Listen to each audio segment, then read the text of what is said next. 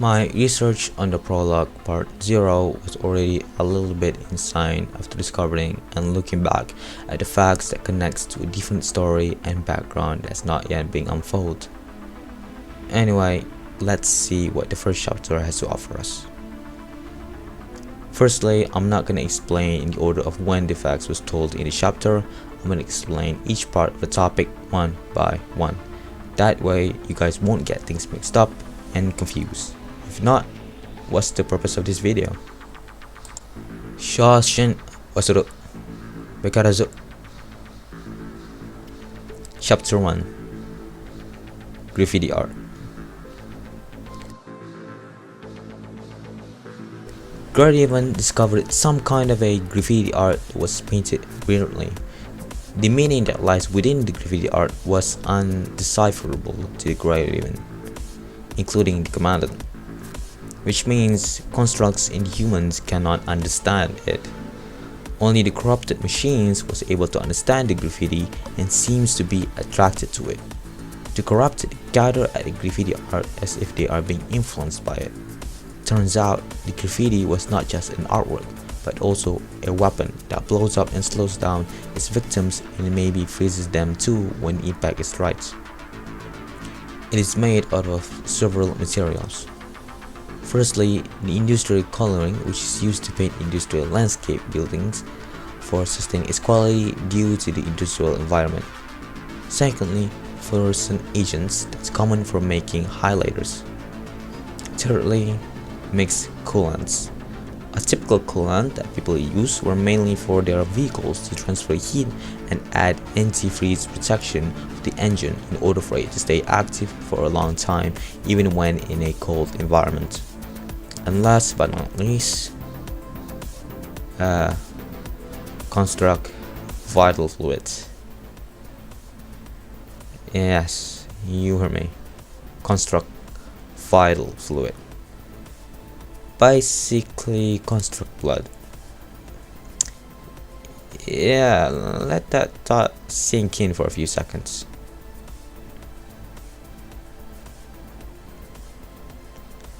I don't even want to add any more things to say about this one, but just when you see the graffiti artist, just know that the liquid that's running through its body, the paintings it made around the area, the ice bomb it throws at its victims, the liquid within them is nowhere close to be a normal paint at all, because it also consists of its victim's blood. Construct blood. Just no. No? No. No. No. Anyway, the graffiti artist probably resupplies by mostly attacking constructs who interferes with its work of art and borders its journey on spreading its sage. So the constructs then ended being defeated and their body parts taken away. Horrifying. The graffiti artist had a painting model name which was Spraycan. The other name is Nozzle. It is originally from the Cosmos Industries during the Golden Age, which was before the outbreak occurred. The machine was used for painting wide areas and artistic creations. Nozzle ended up became what it is after being aware of itself. Not sure Nozzle still had the virus within it, but the virus is certainly not controlling it completely. After being a bit conscious of itself, Nozzle somehow come up with a sage, the Sage Machina. Nozzle made it spread to other corrupted to decipher graffiti, which only the corrupted can encode it. This allowed Nozzle to have its own followers, a horde of them. Nozzle ran off after pranking Lee with a normal paint, but then it encountered and fought a corrupted enemy that was leading its own horde too. Nozzle and its ally followers was losing against the enemies, so the followers sacrificed themselves and protected their leader to let Nozzle escape. This proves how Nozzle's guidance to them had given a huge impact to the corrupted. Nozzle's followers probably gained their own conscience too, thanks to the graffiti artist. Then Graven noticed that Nozzle was making more graffiti, so they went to stop it. But then he noticed the corrupted guarding the graffiti art.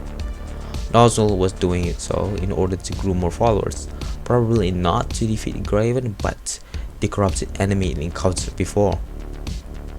Nozzle talked about Sage Machina as if it haven't reached that will or dream yet, even though the Sage occurred to it out of nowhere.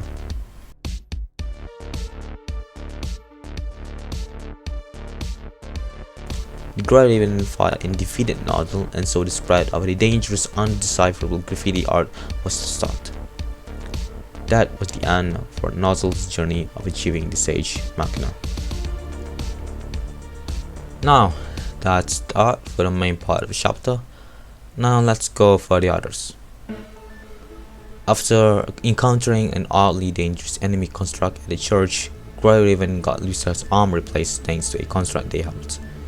Just to be sure, Lee didn't have their model parts analyzed and prepared with various probable fitting settings. It was just a joke, guys. Just a joke. Anyway, Liv's Levy gun still had some issues, so they had to go get the Levy gun supplies that another team left. So they went to the location and got Liv's Levy guns fixed, and she finally joined the battle. Next, Lee explained a little more about the mine system, which is mainly used by constructs and their commandant, stating that the mine system has a very special logic circuit, vastly different than the other one that mechs and androids used. Lee also stated that it should be impossible to disrupt a specific construct's mine system connection. Graven also found out that the corrupted would scavenge various parts and components to better themselves.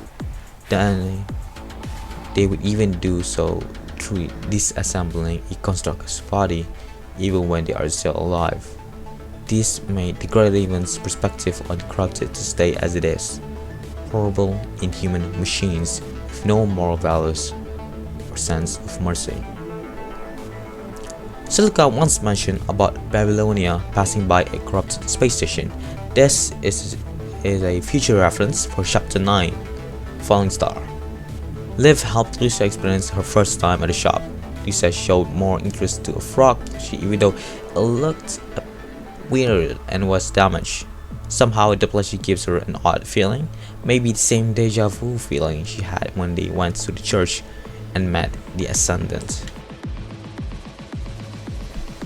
After Nozzle pranks Lee, it fought against the Iron Maiden and ended up being defeated by her, resulting to Nozzle having to run away from the fights. The Iron Maiden would make her appearance again in Chapter 2, Journey of Torture. When Lucia fought Nozzle's followers, it thought Lucia was a so-called Ascendant because her fighting style looked similar to Alpha. Liv felt pity for Nozzle after defeating it. We all knew that Nozzle wasn't like the other corrupted. Liv probably thought Nozzle had its own conscience. Maybe it's true, but we're not sure yet about this one. But Nozzle definitely was a machine that was able to make its own choice without the manipulation of the punishing virus.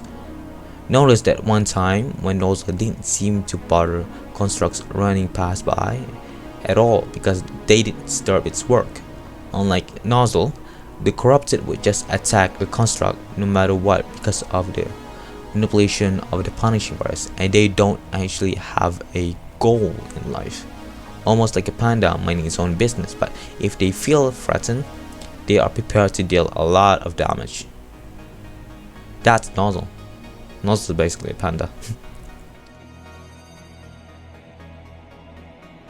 After returning to Babylonia, the commandant went to visit Lucia at the healing chamber, but the commandant was told to leave the room because only the higher ranked officials can enter. This shows how classified Lucia's construct information is, especially when it relates to the early occurrence with the Ascendant at the church. The commandant probably began to think there's some dark secrets being kept hidden, even when Lucia's own commandant of her squad is not to be worthy enough for it, and even Commander Nicola is not acknowledging a little bit about the commandant. Lucia obviously doesn't know about the secrets at all. The command then meet up with Lieutenant Hassan and Silica for the first time, and they all still seem to be in a friendly relationship that had them understanding each other. So there are some high level officials that still can be trusted for now. End of research for chapter 1.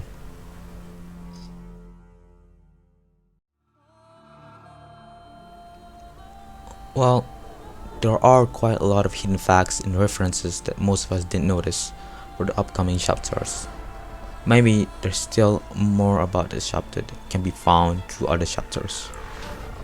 Maybe we'll find out more about why Nos was able to gain its own consciousness and make its own choices without the punishing virus controlling it. Other than that, there's a chance that Guerriven would meet again with the construct that gave Lucia his arm after they saved his life. Maybe we'll find more corrupted machines that somehow gain their own consciousness. Who knows if there's one that became an ally to the Guardian, even though it still has the virus within. But there's one thing that I can be sure of, and that is the relevance between Lucia of Guardian and Alpha of Ascendance. But why are there so many classified informations being kept hidden from the Commandant even when it relates to the Guardian? We'll find out soon enough. Research of Chapter 2, Journey to Torture, still in progress.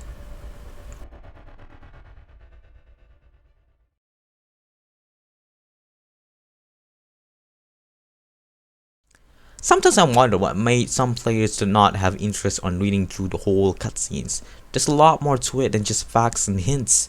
There's also feelings fictionally written into the story, and once you understood it, you'll know more about what it means to truly live, not as a human, but as a complex vessel that carries your soul along the journey of your life, and including others. Well, that's it from me. Thanks for watching. Hope you guys loved this lore video and learned a lot more things about it. And anyway, yeah, see ya in the next lore video, chapter 2.